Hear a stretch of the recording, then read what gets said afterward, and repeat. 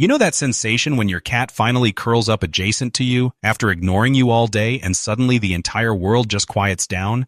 Your breathing slows, your thoughts stop racing, and for the first occasion since you woke up, you can actually relax. If you know precisely what I'm discussing, this video is going to make you feel so incredibly seen.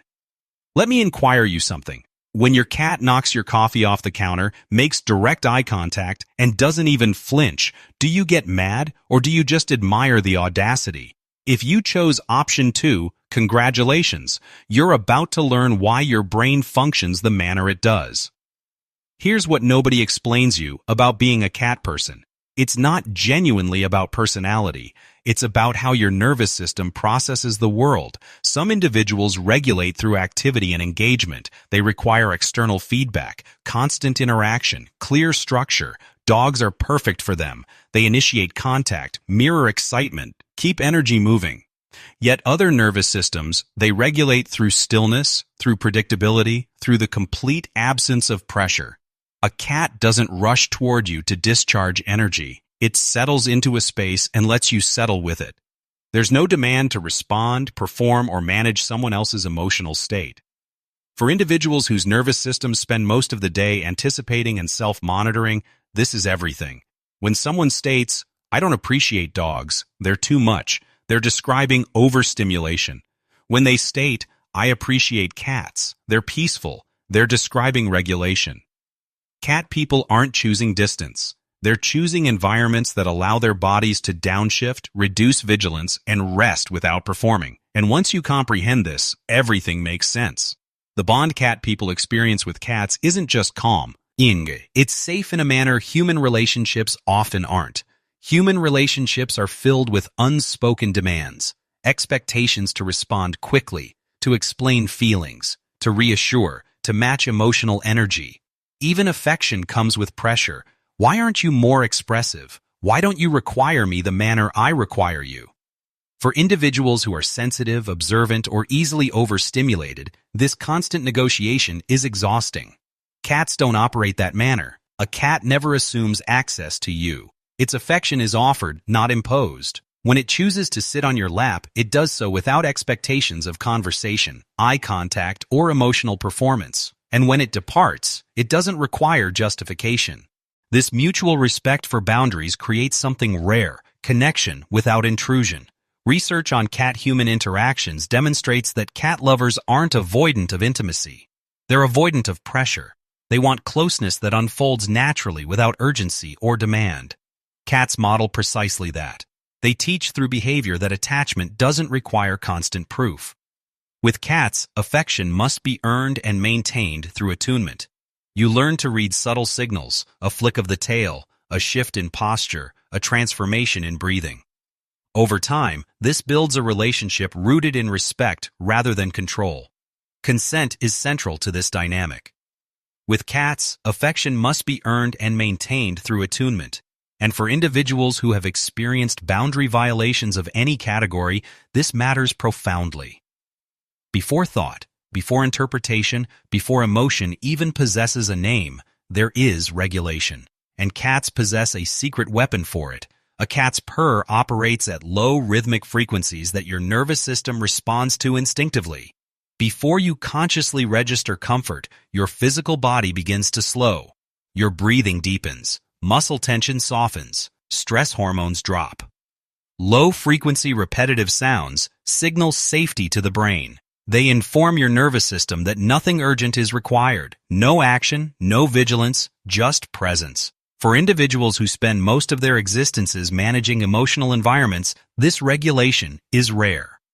Silence can feel empty. Noise can feel overwhelming. Yet the steady hum of a purr sits perfectly in between. It fills the space without invading it. That's why many cat people describe a sense of grounding that's difficult to explain. They don't feel excited. They feel settled, as if their internal pace has finally matched the world around them. This is co-regulation without conversation. A comfort without performance, and your physical body learns rapidly. Once it comprehends a certain presence brings it back into balance, attachment follows naturally. Now, about that intelligence thing. Yes, research demonstrates cat lovers score higher on cognitive tests. Yet it's not because cats make you more intelligent, it's because certain personality traits cluster together. Individuals who are more introverted tend to spend more time in solitary intellectual pursuits, reading, writing, contemplating the existential dread of modern existence while a cat purrs on your keyboard. Denise Costello's research at Carroll University demonstrated this correlation clearly. Cat people scored higher in cognitive abilities and openness to experience, yet we also scored higher in neuroticism. So basically, we're walking worrying encyclopedias with attachment issues, and somehow we're okay with that. Yet here's the genuine reason cats and thinkers go together. Deep thinking requires uninterrupted attention, reflection, creativity, problem solving. They all depend on long stretches of mental quiet. Cats don't interrupt. They coexist alongside focus without demanding it. They don't pull attention outward or require ongoing engagement. Their presence fills a space without fragmenting it. This is why so many writers, artists, and thinkers have gravitated toward cats. Not because cats make individuals more intelligent, but because they protect the conditions intelligence requires to function. Modern culture treats solitude as something to fix. Quiet is framed as loneliness, yet for cat people, quiet is where clarity forms. There's a biological reason a cat, an efficient solitary predator, can make you experience an almost irrational urge to protect it. Your brain responds to what ethologists label the baby schema. Large eyes relative to the face, a rounded head, a small nose, soft movements. When your brain detects these features, it releases caretaking impulses before conscious thought intervenes.